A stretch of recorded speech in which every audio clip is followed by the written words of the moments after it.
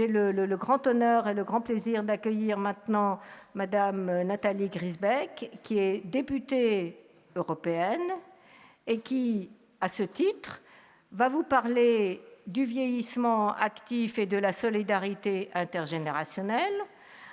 Je vous rappelle, comme je l'ai dit dans mon introduction, que notre colloque est placé sous le haut patronage du Parlement européen et que celui-ci donc, avait labellisé l'année 2012 année européenne du vieillissement actif et de la solidarité intergénérationnelle. Et cela nous a confortés dans le choix que nous avions fait du thème pour ce colloque. Donc, je demande à Madame Griesbeck de venir ici au micro et je la remercie d'avoir fait le déplacement pour être parmi nous malgré ses nombreuses obligations. Je lui laisse donc la parole. Merci Madame la Présidente, Mesdames et Messieurs, Monseigneur, je considère plutôt, à l'inverse de ce que vous venez de dire en introduction, que c'est pour moi un privilège et un plaisir de venir donner une teinture européenne ici dans cette ville capitale européenne, notre ville de Strasbourg, qui est au cœur de la vie des institutions européennes, à la fois bien sûr du Parlement, mais aussi de tout ce qui donc gravite autour de la défense des droits, des libertés, avec le Conseil de l'Europe et avec de nombreuses institutions. Je veux saluer aussi son Excellence l'ambassadrice qui va nous parler, je crois, tout à l'heure d'un autre modèle européen. Et donc vous remercier de m'avoir associé à ces travaux et vous demander de m'excuser de ne pas avoir pu assister à l'ensemble des travaux. J'y aurais eu beaucoup de plaisir, mais je ne réside pas en Alsace, même si l'Alsace est une des régions de la circonscription Grand Est sur laquelle j'ai l'honneur de représenter un morceau de la France au Parlement européen. Nos circonscriptions sont des circonscriptions très vastes. Celle où j'ai été désignée est composée de la région Alsace, de la Franche-Comté, de la Bourgogne, de la Champagne-Ardenne et de la Lorraine. Et donc, j'ai dit quelque chose de faux. Ça fait 8 millions et demi d'habitants. Et c'est la raison aussi pour laquelle j'ai aussi beaucoup de plaisir à avoir entendu la fin de la table ronde, animée de main de maître, comme à l'accoutumée, par M. Hadès, que j'avais eu l'occasion de faire d'année dans un autre colloque, il ne s'en souvient pas, mais sur les transports à San Francisco, mais il ne s'en souvient peut-être pas. Car j'avais une propension à être assez rebelle et à sortir et à exercer une forme de liberté donc un peu poussée. J'ai aussi beaucoup de plaisir à retrouver Marc Singer parce que s'il est l'évêque du diocèse de Troyes, il est en fait lorrain et donc nous avons passé des années d'enfance ensemble et je regrette... Vous avez l'esprit mal tourné. Ça commence bien. Et j'aurais beaucoup aimé qu'il fût cardinal pour pouvoir participer à ce grand moment, qui est celui du monde en ce moment. Et donc, ce sera partie remise parce que maintenant que parfois les papes partent avant la fin, il assistera peut-être au prochain. Donc merci d'avoir choisi Strasbourg. Un petit regret parce que je ne sais pas comment vous m'avez ciblé, mais je ne suis pas spécialiste du vieillissement actif. Je ne suis pas spécialiste de cette thématique. Même si, comme député, évidemment, nous sommes appelés à voter sur des textes qui sont de toute nature et je prends un malin plaisir à essayer de cultiver justement la propension à n'être spécialiste de rien pour justement pouvoir me prononcer dans mes votes en ayant le plus de points communs avec cette synthèse de Français que je représente dans la construction de l'Union européenne, qui est une construction qui est à l'âge de l'adolescence. Je suis originaire d'un village qui est juste à côté du village de Sichazel. Je pense que ça dit quelque chose à beaucoup d'entre vous, à la fois en termes de connexion avec la spiritualité de Robert Schuman et le rôle absolument magistral qui fut le sien au moment donc où, avec quelques-uns, il a posé sur les cendres encore chaudes de la guerre les bases donc d'un espace de paix et, on espère, d'un espace de solidarité. On a tellement pris l'habitude, vous comme les jeunes générations, c'est-à-dire les anciens jeunes et les jeunes, d'oublier que nous vivons dans un espace de paix, qu'on a une grande envie assez souvent, à commencer par les gouvernants, à essayer de trouver comme bouc émissaire celui qui est le plus abstrait, celui qui est un peu le plus éloigné, celui qui apparaît le plus étranger par rapport au modèle institutionnel classique. Je veux parler de l'Europe comme bouc émissaire de toutes nos turpitudes et de tous nos maux. Et si on en revient à la fondation de l'Europe, aujourd'hui elle est à l'âge de l'adolescence parce que pour le temps des sociétés, l'histoire des hommes, avoir même pas un siècle, c'est rien du tout. Et donc les soubresauts qui sont les nôtres, qu'on a du mal, étant donné la profondeur de la crise, à réussir à stabiliser et à trouver donc une cohérence d'ensemble pour répondre aux besoins des 500 millions d'Européens que nous constituons, est une phase difficile qui aboutit souvent à jeter la pierre, comme assez souvent parce que c'est plus simple d'essayer de trouver quelque chose de complexe et d'abstrait, de jeter la pierre sur cette construction européenne. Donc, je dis que je ne suis pas spécialiste, et en venant, je pensais que vous auriez dû, mais ça pourrait être pour le prochain colloque, donc pour les 51 ans, vous auriez dû inviter Robert Rochefort, qui était l'ancien patron du Crédoc et qui connaît très très bien donc justement les mutations de notre société, les évolutions de la famille, les statistiques. C'est évidemment un statisticien, et je lui dirai demain, parce que je serai à Bruxelles, que j'aurais aimé qu'il fût à ma place aujourd'hui. Alors, je vais essayer de vous dire en quelques mots comment répondre à cette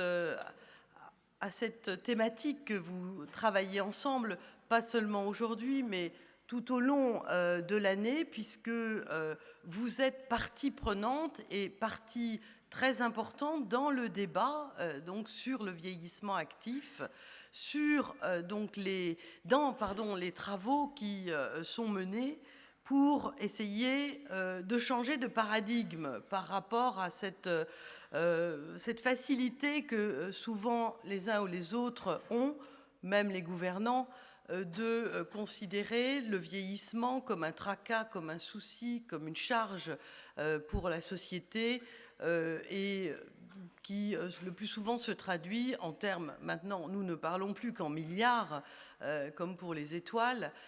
Maintenant, depuis une dizaine d'années, nous ne parlons, même pas une dizaine d'années, 5 ans, nous ne parlons plus qu'en milliards, et donc qui assez souvent apparaît plutôt comme une charge en termes de poids sur les finances publiques et sur la résolution donc de ce formidable défi de la vie qui est d'avoir une plus grande longévité et si possible en bonne santé, et en même temps moins d'actifs pour répondre à ce poids. Et donc au niveau européen, on essaie de considérer que non seulement il faut changer de regard, mais il faut considérer que ce vieillissement actif de nos sociétés européennes est un atout dans la société, et qu'il doit intégrer toutes les politiques communautaires que nous menons. Et ça, depuis pas mal de temps, c'est quelque chose qui apparaît dans les résolutions, dans un certain nombre de politiques publiques communautaires.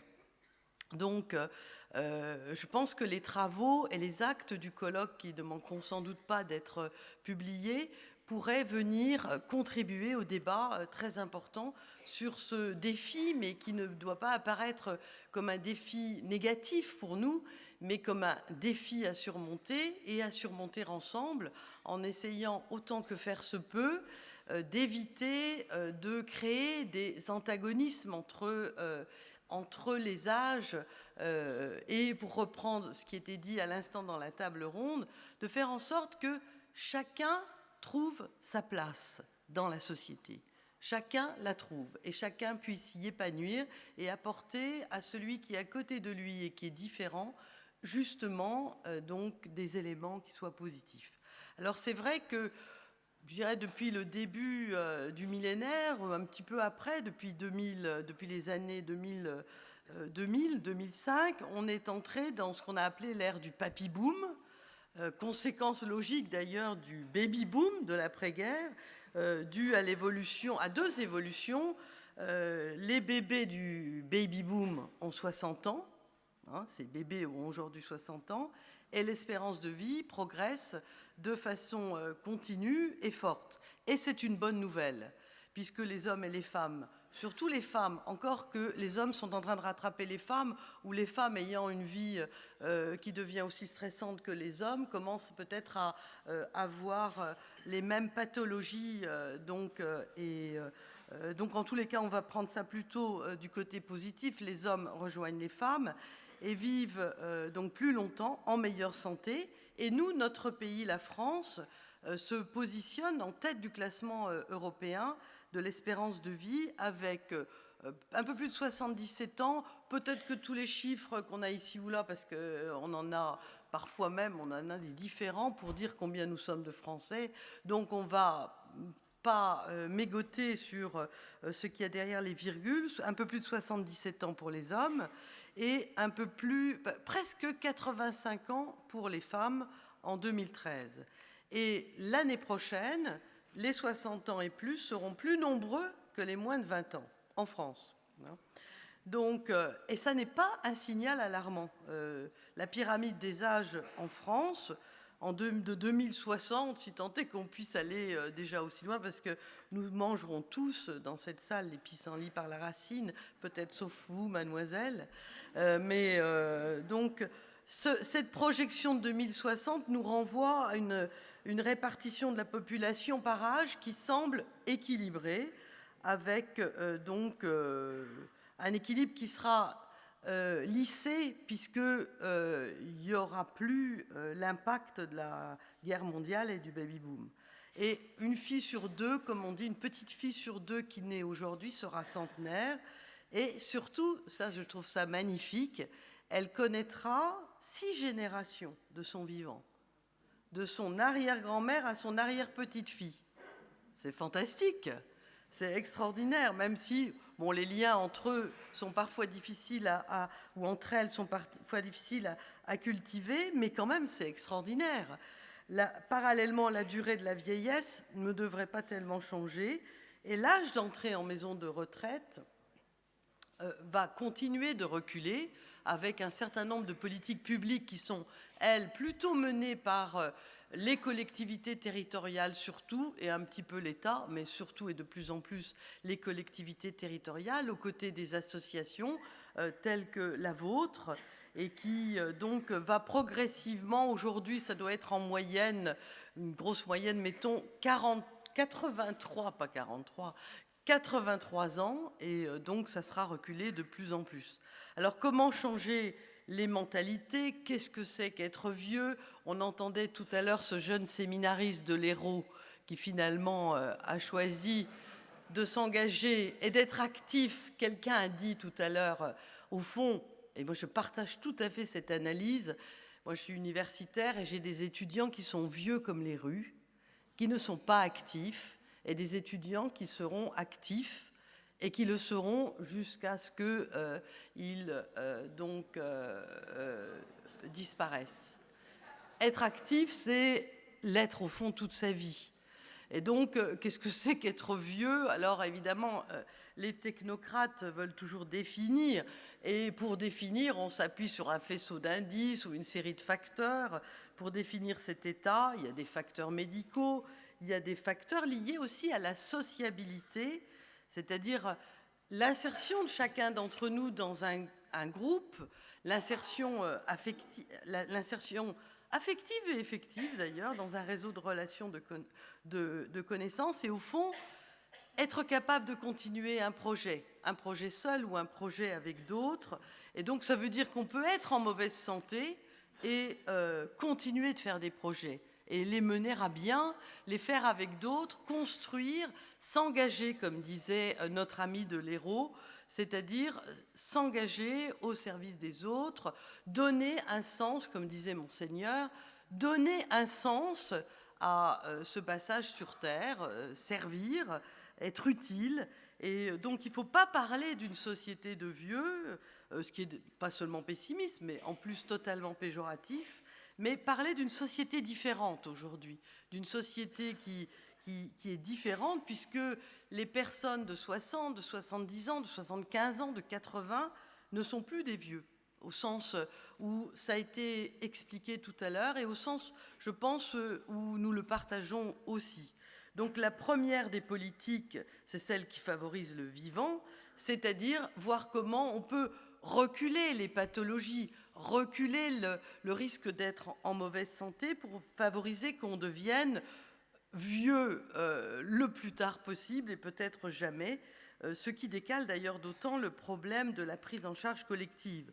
Prévenir le vieillissement, c'est jouer sur tous ces facteurs, sur la médecine, ce qui pose une question bien sûr de l'accès aux soins et du financement. On ne va pas rentrer dans ce débat, peut-être l'avez-vous traité ce matin, sur la capacité à faire des projets, la sociabilisation de chacun d'entre nous. Et donc c'est une question importante aussi pour l'Europe. L'Europe, elle doit faire face à des questions multiples qui ne sont pas toutes de sa compétence. Je vais en dire un mot. L'Europe, souvent, on ne sait pas trop comment elle fonctionne parce qu'elle est assez illisible.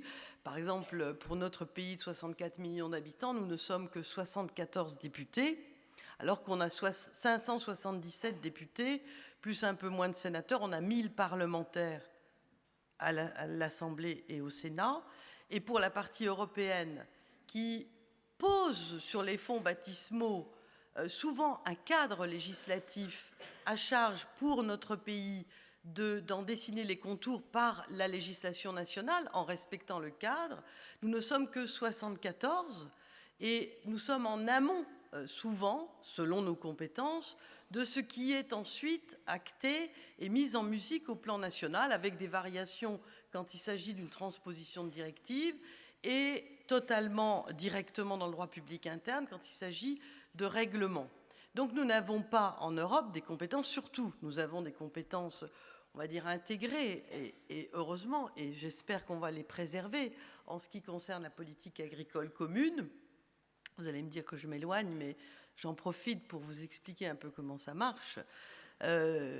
Heureusement qu'on essaie de la garder, parce que sinon, si on devait la renationaliser, étant donné le caractère exsangue des finances publiques de la France, on ne pourrait absolument pas financer ce qui est aujourd'hui financé par l'Union européenne. Et puis, on a d'autres compétences intégrées en termes de transport, j'en dirai un mot tout à l'heure, mais on n'a pas de compétences directes et consolidées en matière sociale. Donc, s'il y a toute une série de facteurs qui rentrent donc en ligne, en perspective pour l'Union européenne en ce qui concerne le vieillissement actif, tous ces facteurs ne dépendent pas exclusivement de l'Union européenne. Je pense par exemple au système de protection sociale. Moi, je viens d'une région transfrontalière, donc la Lorraine et les voisines de la Belgique, du Luxembourg et de la Sarre, où souvent les travailleurs ont eu des périodes d'activité dans les différents États et qui, au jour de leur retraite, justement, n'arrivent pas à établir de manière équilibrée, voire équitable, leur droit à la retraite parce que les législations sociales sont différentes et donc la protection sociale l'est aussi. Et le système des pensions est encore différent parce qu'aujourd'hui, cette harmonisation qu'on appelle de nos voeux, il faudrait qu'il y ait plus d'Europe sociale, mais il faudrait qu'on en ait la compétence au niveau de l'Union et ça n'est pas le cas. Mais ça touche donc au problème du vieillissement actif, le fait, donc le niveau des retraites par rapport aux années de travail. Eh bien, pour cela, il faudrait qu'on ait des systèmes harmonisés de sécurité sociale. Et ça n'est pas le cas pour l'instant, c'est quelque chose qui est encore vraiment dans les limbes. Et pourtant, cet élément-là entre dans les facteurs des politiques communautaires. Bien sûr, va avec ce problème, celui du financement des systèmes de protection sociale pour pouvoir apporter des réponses. Il y a aussi, par rapport à cette question principale, le taux de natalité entre les différents États membres, l'espérance de vie, j'en parlais à l'instant, le problème des flux migratoires, qui mériterait tout un colloque également par rapport au repli et donc souvent aux égoïsmes, et le fait tout simplement qu'en Europe, on dit souvent... Le président de mon groupe parlementaire, qui est un homme très astucieux et qui est assez authentique pour un politique, c'est Guy Verhofstadt, pour un homme politique. Je vérifie si vous suivez toujours, parce que ça peut être un peu, en fin de journée, peut-être un petit peu trop technique. Eh bien, c'est cet homme politique dont je parle, qui est un Européen convaincu, qui est d'ailleurs même fédéraliste, c'est Guy Verhofstadt, qui a été Premier ministre et qui a une vraie pensée politique européenne et qui dit que notre continent européen est un continent aux cheveux gris et qu'il faut qu'on s'interroge sur la démographie. Alors, nous, en France, la démographie, donc on se congratule assez souvent sur le taux de natalité et donc cette démographie qui a encore un assez bon équilibre. Mais cette question-là aussi, évidemment, est posée par rapport à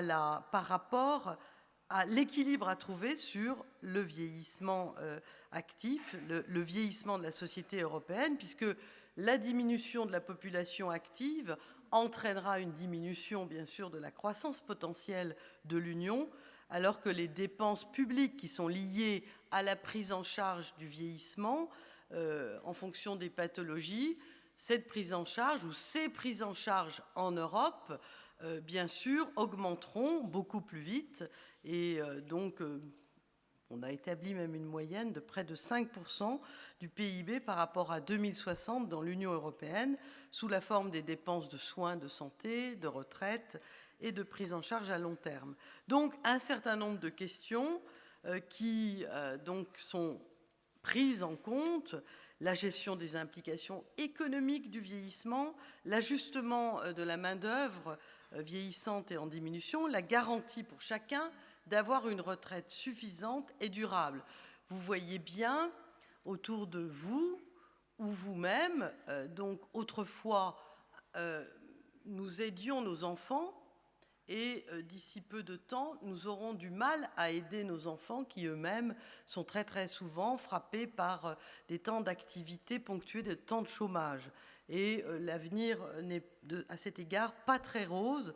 Et donc cet équilibre à trouver ensemble est à mettre dans le logiciel de réflexion.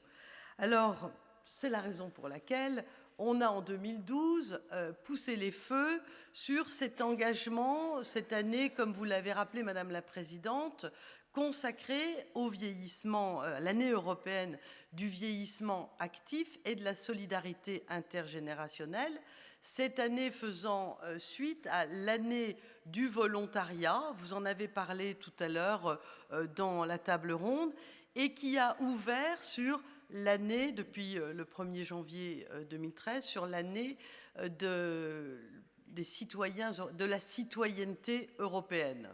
Donc, tous ces éléments peuvent être très très bien tissés ensemble.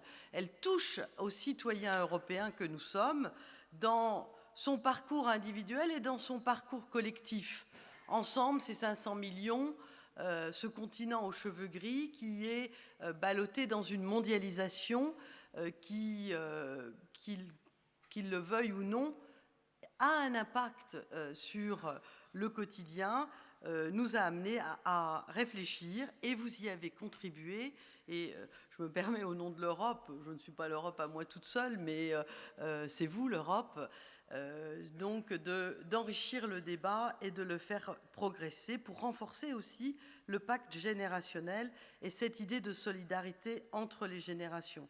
L'objectif, c'est celui d'un vieillissement en bonne santé, et j'ajouterais d'un vieillissement dans la dignité. La dignité étant cette idée d'être acteur, d'être actif et d'être acteur dans la société. Et donc, la volonté pour l'Union qui consiste à essayer de pousser les États à améliorer l'efficacité de leur politique publique dans ce domaine ou dans le domaine de la santé. Au Parlement européen, il y a aussi un intergroupe qui est composé de députés qui traite de la vieillesse et donc de la plateforme âge. C'est un intergroupe, enfin, j'allais dire très actif, on va dire assez actif, et qui donc considère que pour relever les défis démographiques, on doit faire beaucoup plus que juste essayer de réfléchir à l'allongement de la vie professionnelle. Il faut essayer de contribuer à faire en sorte que les personnes très âgées qui rentrent donc dans le vieillissement puissent rester autonomes aussi longtemps que possible et puissent vivre dignement. Au fond, penser le vieillissement comme une charge pour la société, c'est une vieille idée, mais il convient, je disais, changer le paradigme tout à l'heure, c'est-à-dire changer le regard et de considérer au contraire, c'est un potentiel de richesse, un potentiel d'expérience, d'acquis, un potentiel de savoir, et aussi, on le voit tous les jours dans notre quotidien, un potentiel d'énergie. Et comme a dit Madame le maire à la table tout à l'heure ronde, c'est aussi une richesse magnifique qui est celle d'avoir du temps. Enfin, souvent les retraités disent qu'ils sont débordés, mais d'avoir du temps, peut-être pas vous, si, mais donc d'avoir du temps, de le savourer et de le donner. Donc on vit dans une époque de changements sociaux qui sont importants, qui sont dynamiques, qui sont ces changements le résultat de processus économiques, mais aussi politiques et démographiques qui résultent de choix et donc qui parfois ont du mal à trouver la bonne voie face au déclin de la natalité en Europe, l'augmentation de la durée de la vie, les relations traditionnelles entre les générations au sein des sociétés. Tout cela évolue très vite et nous devons réfléchir ensemble à la façon de les résoudre. Et à mes yeux, la solidarité est